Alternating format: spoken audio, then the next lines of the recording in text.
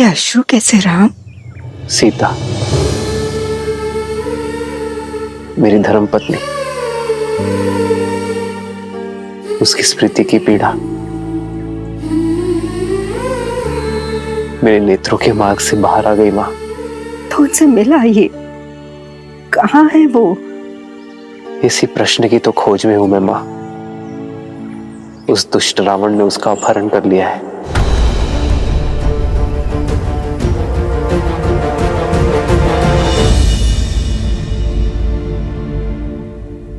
दुख के बादल हैं राम, और आपके प्रेम के सूर्य और प्रयास से छट जाएंगे,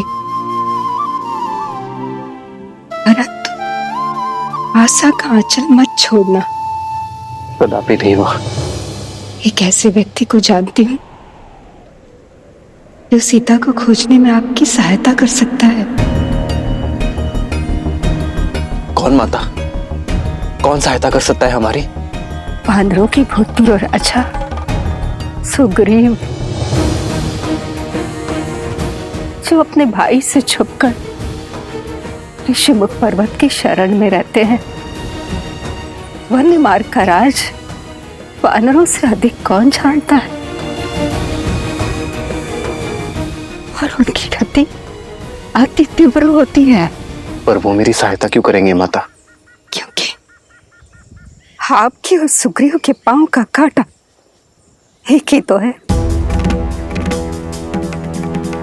रावण ने छलपूर्वक देवी सीता का हरण किया, और वहीं बाली ने सुग्रीव की पत्नी रूमा को बंदी बनाकर रखा है। और जब कष्ट एक हो, दुख एक हो, प्रहार एक हो, तो लक्ष्य भी एक ही हो जाता है।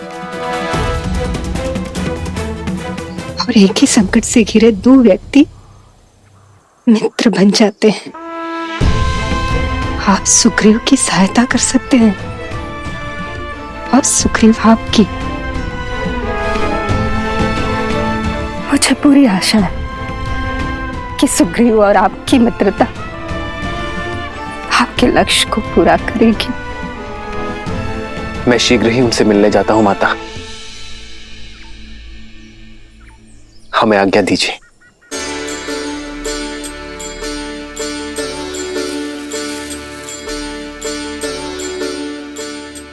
आज मेरा उद्देश्य और प्रतीक्षा पूर्ण हुई राम। मुझे विश्वास है कि आपकी भी प्रतीक्षा और उद्देश्य शीघ्र पूर्ण होगा। जिस उद्देश्य से मैंने ब्रह्मलोक त्यागा था, वो उद्देश्य पूरा हुआ। मेरे साथ आपके प्रवास ने संसार को ये सीख दे दी है कि कोई भी व्यक्ति अपने कुल से नहीं, अपनी भक्ति, अपने उद्देश्य और भाव से बड़ा होता है राम। मुझे भी संसार से मुक्ति की आज्ञा दे राम, आज्ञा दे।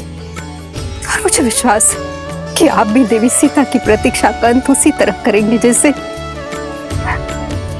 मेरी प्रतीक्षा का अंत किया।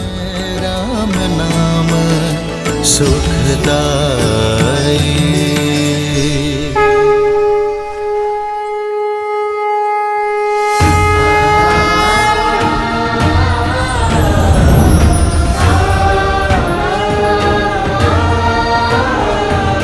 लक्ष्मण, हमें शीघ्र ही सुग्रीव से मिलना होगा। ऋषिमुख पर्वत की ओर प्रस्थान करना चाहिए।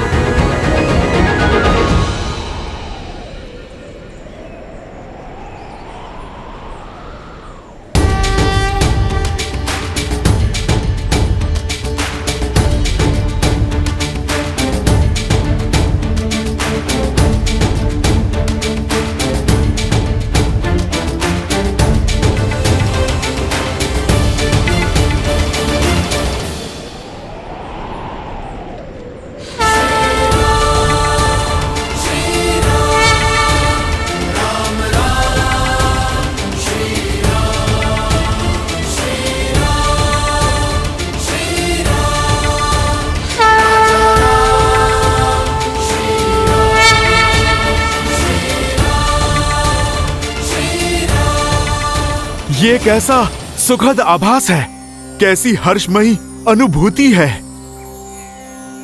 जैसे मेरी वर्षों की प्रतीक्षा का अंत होने वाला है, जैसे मेरे प्रभु श्री राम का आगमन होने को है। हो मंगल भवन मंगल हारी, द्रवहु सुदशरथ अजर बिहारी।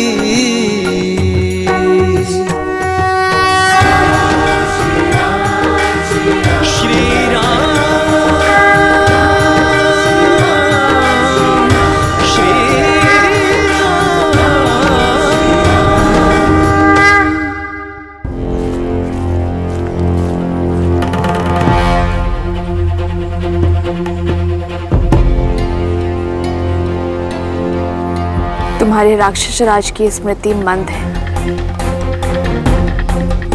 मैंने कहा ना, उनके भेजे वस्त्र आभूषण मैं धारण नहीं करूंगी। ये वस्त्र और आभूषण महाराज दशानन ने नहीं, महारानी मंडोदरी ने भेजा है।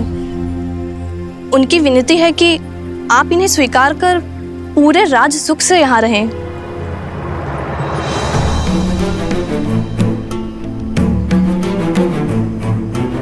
अपनी महारानी को मेरी चिंता करने के लिए धन्यवाद देना, और इन उपहारों को अस्वीकार करने के लिए क्षमा भी मांग लेना। हाँ, यदि वो मेरे लिए कुछ करना चाहती हैं तो उनसे कहना कि अपने पति का मार्गदर्शन करें, उन्हें धर्म का पथ दिखाए, क्योंकि वो जो कर रहे हैं वो अधर्म है।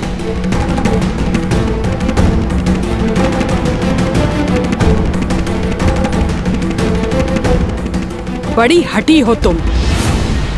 पहले महाराज के प्रस्ताव को ठुकराया, अब महारानी की कृपा को अस्वीकार कर रही हो। न भोजन ग्रहण कर रही हो, न जल। मृत्यु तो निश्चित है तुम्हारी। या तो तुम भूख से मरोगी, नहीं तो तुम महाराज के कोप से हमारा आहार बनोगी। जिसके साथ राम का नाम हो उसे मृत्यु से नहीं, मृत्यु को उससे भय होता है। जब तक मैं अपने श्री राम के दर्शन ना पा लूं, तब तक मुझे कुछ नहीं हो सकता। वो बहुत दूर नहीं, जब लंका के आकाश में राम नाम का शौर्य चमकेगा। इसलिए तुम मेरी नहीं, अपने लंकेश की चिंता करो।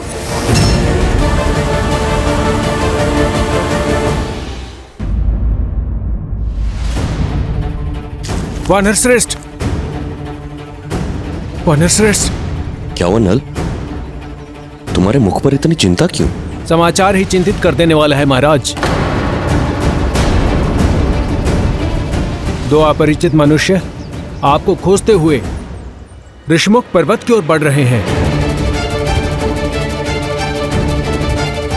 मुझे खोजते हो? स्पष्ट कहो, क्या देखा तुमने? गुप्तचर, वे दोनों वन में यहाँ वहाँ घूम रहे थे और कह रहे थे आपको शीघ्र ही खोजना है। लक्ष्मण, हमें शीघ्र अतिशीघ्र महाराज सुग्रीव को खोजना होगा। वो यही ऋष्यमुख पर्वत में कहीं छुपे होंगे। उनके मुख पर व्याकुलता थी। ऐसा प्रतीत होता है आपको खोज लेना अति आवश्यक है महाराज।